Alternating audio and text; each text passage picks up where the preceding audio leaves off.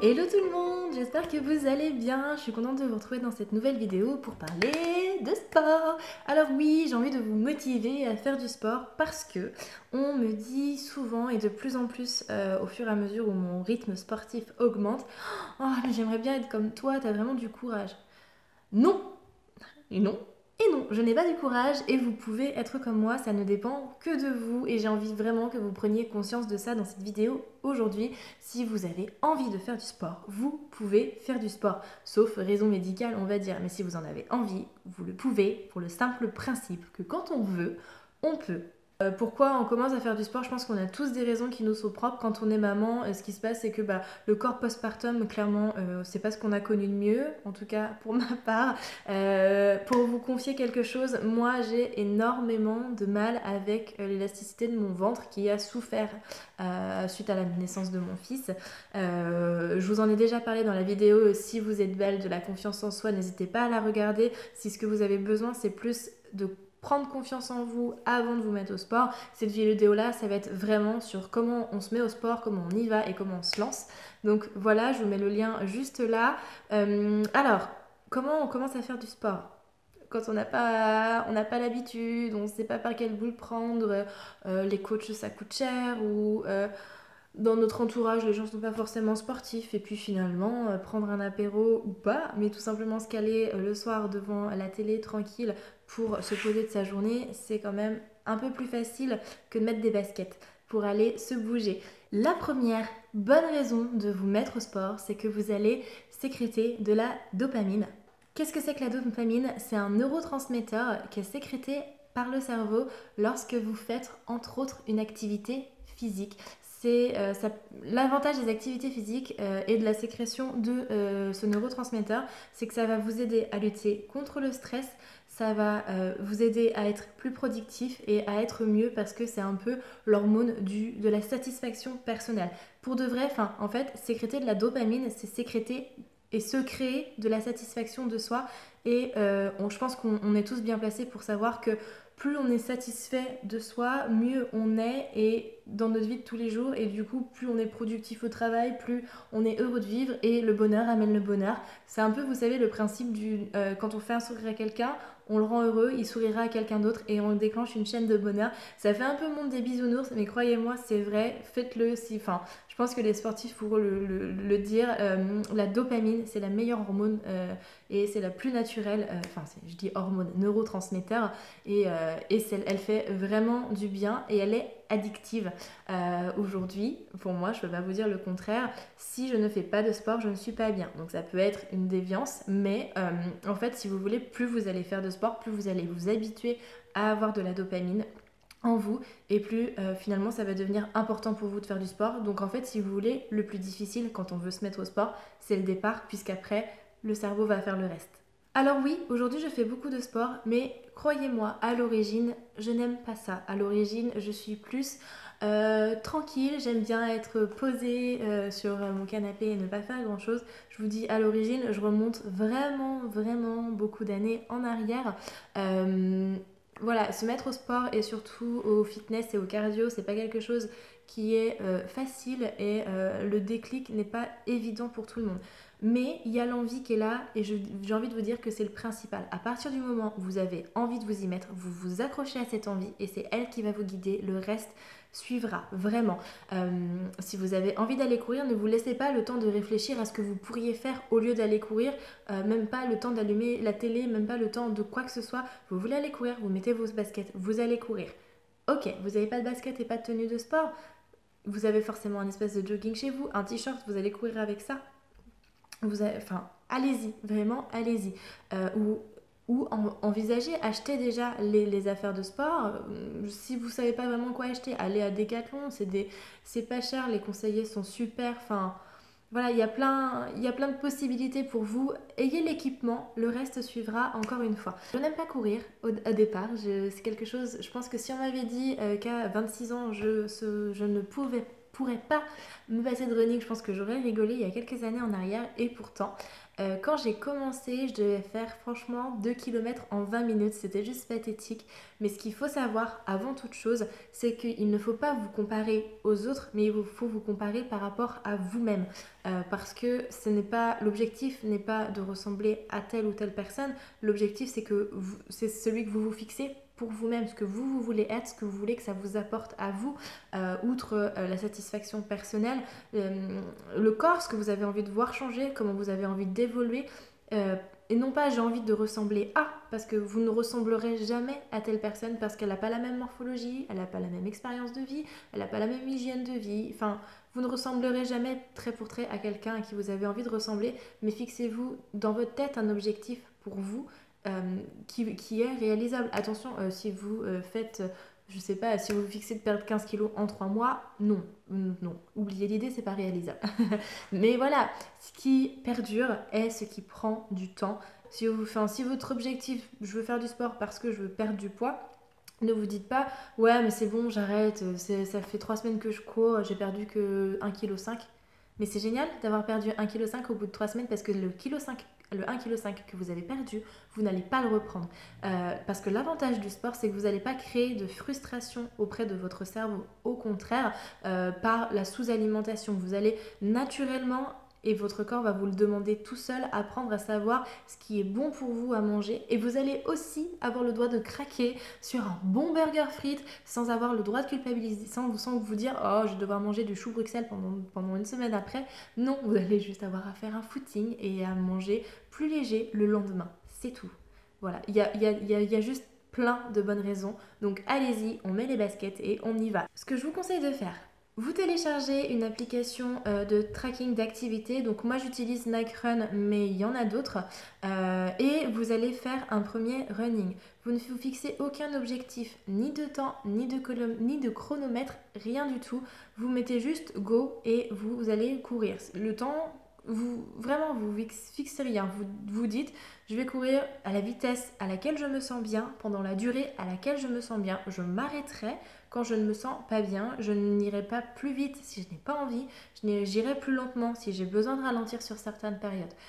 Faites ce premier running.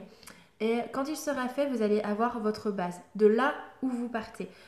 Encore une fois, parce que l'important n'est pas de se dire « Oh là là, je veux absolument faire 5 km, c'est le minimum, sinon ça sert à rien de courir, bla » ou « Faut que je cours au moins 20 minutes, sinon j'ai lu quelque part que ça servait à rien. » Mais on s'en fout. On s'en fout, partez d'un point de départ et après vous allez pouvoir évoluer par rapport à vous-même et par rapport à vos propres performances. Moi, comme je vous dis, je faisais 2 km en 20 minutes. Aujourd'hui, j'en fais, on va dire, je vais faire 8 km en 30 minutes. Mais je n'aurais jamais pu au départ, en n'y allant pas progressivement, faire ça. Ça aurait été impossible. Et entre le moment où je faisais mon point de départ, on va dire 2 km 20 minutes, et aujourd'hui, il y a au moins 3 ans qui se sont écoulés, vraiment. Et il y a eu les grossesses, etc. Mais voilà, on ne bâtit pas Rome en un jour, on ne devient pas performant en un jour, mais on apprend à le devenir. Et chaque petite victoire augmente la satisfaction, nous donne envie d'aller plus loin et le reste suit. Mais vraiment, le reste suit tout seul. Ce que je vous conseille de faire dans un premier temps, donc vous faites ce premier running là. Et au départ, si vous n'êtes vraiment pas sportif, ne vous dites pas qu'il va falloir que vous couriez 3 ou 4 fois par semaine. Une fois par semaine. Si vraiment vous n'êtes pas sportif, faites-le une fois par semaine. Si vous n'aimez pas courir tout seul, voilà, moi je sais que j'aime bien courir avec des écouteurs. Éventuellement, demandez à des proches autour de vous qui ont envie de vous accompagner. Même à vélo, moi je sais que certaines fois, il y a des personnes qui m'ont proposé de faire, on appelle ça des run and bike. Vous courez à côté, la personne fait du vélo à côté. Pourquoi pas? Puisque voilà, vous ne voulez pas être toute seule ou tout seul et vous voulez faire du sport quand même. Ça peut être une alternative. Donc faites votre premier footing une fois par semaine quand vous vous sentez bien. Tenez-le par contre. Moi ce que je vous conseille c'est vraiment de vous fixer un jour un créneau où vous savez que là vous allez être libre, avec moins de contraintes en fait. Je sais pas, typiquement le dimanche. Alors attention, ne courez pas juste après un repas, ça ne servira à rien. courez plutôt avant de manger. Soit avant le repas du midi, soit avant le repas du soir. Mais après un repas, ça va vous couper, vous allez avoir tous les aliments qui vont trifouiller à l'intérieur. C'est non, non. Même moi, je cours pas après les repas et en plus, vous allez pas brûler brûler les calories comme vous le devriez. C'est pas bon pour votre corps. Après, je pense qu'il y a d'autres personnes qui vous diront peut-être des choses différentes, mais je pense pas qu'il y en ait beaucoup qui vous disent des choses différentes. Le sport, c'est avant de manger. Hydratez-vous bien, surtout avant d'aller courir et en rentrant. Si vous êtes du genre à avoir besoin de courir pendant, pensez à prendre une gourde aussi. Moi, c'est pas mon cas. Mais je cours maximum 45 minutes, donc je peux me passer d'eau pendant 45 minutes, sachant que je m'hydrate vraiment avant. Donc vous avez votre point de départ. Je ne vous en donne pas moi, puisque il est propre à vous, à votre rythme, à vos habitudes, etc. Vous avez votre point de départ et vous essayez de faire au moins la même chose pendant une période donnée. Et puis petit à petit, vous allez apprendre à écouter votre corps. Vraiment, écoutez-le pour progresser, pas pour régresser. Attention par contre, ne l'écoutez pas quand vous avez une espèce de voix dans votre tête qui vous dit oh non, la flemme, on a fait une soirée hier, là on dort. Non, allez courir. Et honnêtement, il y a les meilleurs footings, ceux que j'adore, c'est ceux des lendemains de soirée parce que ça permet de dégager les toxines encore plus vite et ça apporte un sentiment de... Je ne saurais même pas l'expliquer, faites-le, vous allez le connaître. J'ai envie de vous dire. Allez hop, ça c'est fait. Et donc écoutez votre corps pour progresser. Quand vous voyez que vous êtes capable de faire plus, faites plus. Et puis gardez ce niveau d'au-dessus. Restez au niveau d'au-dessus. Parfois vous allez avoir besoin de redescendre au niveau d'en dessous. Ne vous en voulez pas, culpabilisez pas. Dites-vous toujours qu'il vaut mieux un peu que pas du tout. Même moi des fois je vois, je suis complètement crevée, je suis lessivée. Mais je ne regrette jamais d'avoir fait du sport. Quand on rentre, et surtout quand avant on a une grosse flemme, mais qu'on l'a quand même fait, le sentiment de fierté et de satisfaction est encore plus important parce qu'on se dit, voilà, j'ai pas cédé à la faiblesse, j'y suis allée, ça m'a apporté, maintenant je me sens requinquée, je me sens bien. Vous avez sécrété de la dopamine, entre autres, mais voilà, vous vous sentez bien, on ne regrette pas d'être allé courir. C'est un peu comme quand on a un enfant. Peu importe les circonstances, on ne regrette jamais d'avoir eu un enfant. Ce que je peux vous dire aussi, ne cherchez pas à augmenter trop rapidement vos performances parce que vous allez risquer de vous démotiver. Si vous vous dites, on va prendre vraiment un exemple lambda, donc sur moi, donc je faisais 2 km en 20 minutes et je me dis, bon allez, je vais faire 2 km en 20 minutes pendant encore une semaine et la prochaine fois, je fais 3 km ou 4 km en 20 minutes. Vous n'allez pas pouvoir aller aussi vite que ça. C'est vraiment progressif. Écoutez-vous d'abord et puis après, vous allez pouvoir jauger vos évolutions en fonction de votre corps et non pas en fonction de votre tête. Parce que c'est votre corps qui court. D'accord? C'est pas votre tête. Votre tête, c'est justement, elle est là pour se vider, elle est là pour kiffer l'instant. Alors là, il y en a peut-être que j'ai perdu, j'espère pas, mais qui sont en train de se dire bon bah t'es bien mignonne, mais moi avec mes gamins, je les mets où quand je cours? Parce que soit je suis toute seule, soit j'ai une organisation de vie compliquée qui fait que bah je les mets où mes gamins parce que j'ai envie de courir, mais ça se passe comment? Moi comment je fais? Alors je cours sur les pauses déjeuner à mon travail. J'ai la chance de travailler dans une entreprise qui permet de courir avec des collègues le midi. On a des douches à disposition. Voilà, les choses sont faites. C'est de plus en plus le cas dans les entreprises où il y a au moins une douche, donc n'hésitez pas à le faire. C'est pas évident pour tout le monde, je le sais. Si vous avez la possibilité de rentrer chez vous le midi, vous n'habitez pas trop loin, faites un petit footing de 25 minutes, une demi-heure sur une pause de 1 heure. Voilà, encore une fois, je sais que c'est pas évident pour tout le monde, mais ça peut déjà être une première solution parce que pendant ce temps-là, vous n'avez pas les enfants.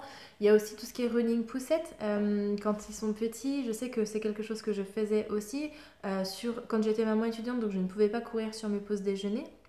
Mais par contre, quand je rentrais le soir, il était petit, j'avais acheté une poussette adaptée un peu VTT, je crois que c'est la Lola de Bébé Confort.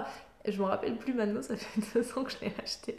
Mais bon, j'avais acheté cette poussette-là et voilà, c'est un terrain à peu près plat, on court très bien avec. Il y a des poussettes aussi qui sont spéciales pour le running si vous avez envie de vous y mettre. Donc c'est vrai que c'est pas forcément donné. Celle que j'ai achetée, elle n'était pas plus chère qu'une autre poussette forcément du même style pour les premiers achats de poussettes. Mais en tout cas, il y a des solutions qui existent pour courir avec une poussette. Ou alors, sinon, tout simplement, soit c'est votre conjoint, partenaire, des proches qui peuvent venir, aller une demi-heure chez vous 2 fois par semaine pour garder votre petit bout, parfois même pendant la sieste, pendant qu'il dort, ce que moi je fais. Il n'y a rien à faire d'autre que regarder la télé, sauf que c'est pas chez eux, c'est chez vous. J'espère que vous avez des personnes assez proches pour ça. Et voilà, c'est une solution aussi alternative. Comment je m'organise moi typiquement, je profite de chaque seconde où mon fils est réveillé, c'est-à-dire que je suis au travail. Et quand je rentre, je profite de lui à fond jusqu'à ce qu'il s'endorme. Et c'est qu'une fois qu'il est endormi, donc certes il est tard, il peut être 21h30 quand les soirées sont longues à le faire endormir, mais c'est le moment où je m'accorde du temps et c'est le moment où je vais à la salle de sport. Et mes proches, j'ai la chance de pouvoir compter sur eux. Ou alors sinon, il y a une application qui s'appelle Bessit, qui est plutôt pas mal dans le sens où c'est pas cher. C'est les babysitters autour de chez vous. Vous programmez vos séances et elles viennent... Enfin, ça n'a aucun rapport avec le sport, c'est une application de babysitting de base, mais je trouve qu'elle est vraiment bien faite puisqu'en fait, c'est vous qui dites l'heure, le jour, la durée à peu près du babysitting, le tarif que vous souhaitez mettre. Ça envoie l'invitation à toutes les babysitters autour de vous ou vous sélectionnez les babysitters à qui vous voulez envoyer et c'est la première qui dit ok, moi je prends et vous allez pouvoir y aller au tarif horaire que vous avez fixé. Moi j'habite pas dans une ville immense, bon, c'est une bonne ville quand même, en périphérie de Nantes, mais et j'ai toujours trouvé quelqu'un pour me dépanner quand mes proches ne pouvaient pas et voilà. Après c'est vrai que quand on cumule ça plus une salle de sport, ça reste un coût, mais c'est le prix de votre bien-être et finalement, enfin moi je fonctionne toujours comme ça, payer une babysitter pour pouvoir aller faire du sport, ça me coûte moins cher que de payer certaines futilités sur lesquelles on peut craquer en magasin. Voilà, des solutions existent en tout cas si vous avez envie d'y aller et si vraiment vous ne pouvez pas bouger de chez vous, vous pouvez faire du sport à domicile, que ce soit à la fois du cardio et des exercices de renforcement musculaire. Alors oui, on n'a pas forcément tous les moyens de s'inscrire en salle de sport. C'est pas forcément évident pour tout le monde de se libérer une demi-heure, même une fois par semaine pour aller courir. J'en suis complètement consciente. Sachez que tous ces exercices, vous pouvez aussi les faire chez vous. Il y a des chaînes YouTube qui vous proposent des exercices. Je pense entre autres à Fitness Masterclass. C'est pas ma chaîne préférée puisque c'est relativement débutant pour mon niveau. Mais si vous êtes débutant, je vous conseille vraiment de regarder leurs exercices. Ils sont plutôt bien faits. Il y a des exercices de Sissi Moi aussi qui sont pas mal. C'est Bikini avec Sissi. Enfin bref, je vous mets les liens juste en dessous de cette vidéo. Donc vous pouvez aussi faire tout ça à la maison. Comment on peut faire le cardio à la maison aussi? La corde à sauter, c'est quelque chose qui est très bien pour le cardio. L'avantage c'est que 15 minutes, il me semble, hein, mais 15 minutes de corde à sauter, ça équivaut à une demi-heure de footing. En plus c'est moins long et c'est sympa, ça fait un petit peu retomber en enfance. Si vous vous dites mais comment je fais de la corde à sauter pour faire du cardio, parce que moi j'ai une enfant de 5 ans, je suppose que c'est pas exactement comme elle qu'il faut faire de la corde à sauter.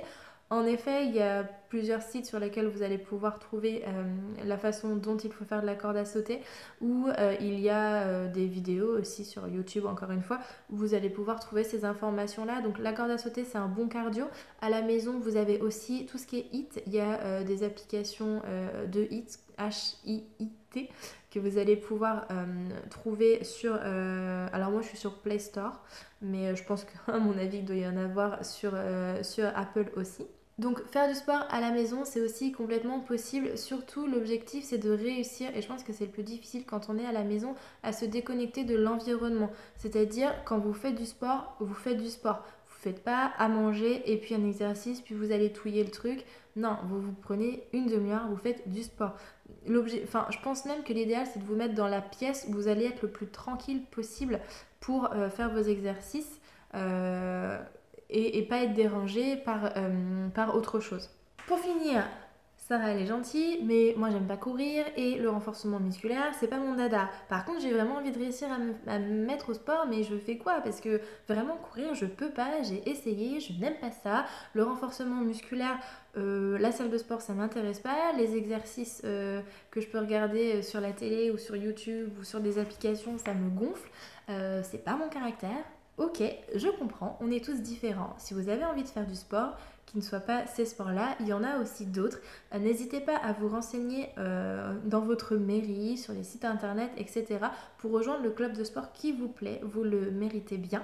L'avantage des clubs de sport, alors moi c'est vrai que c'est pas quelque chose que j'aime particulièrement puisque je trouve ça trop contraignant de devoir aller voilà, c'est tous les jeudis soirs à 20h, machin, etc. Moi, je peux pas m'organiser comme ça parce que c'est trop tôt, mon fils dort pas encore et comme je vous l'ai dit, je fais du sport qu'à partir du moment où il dort.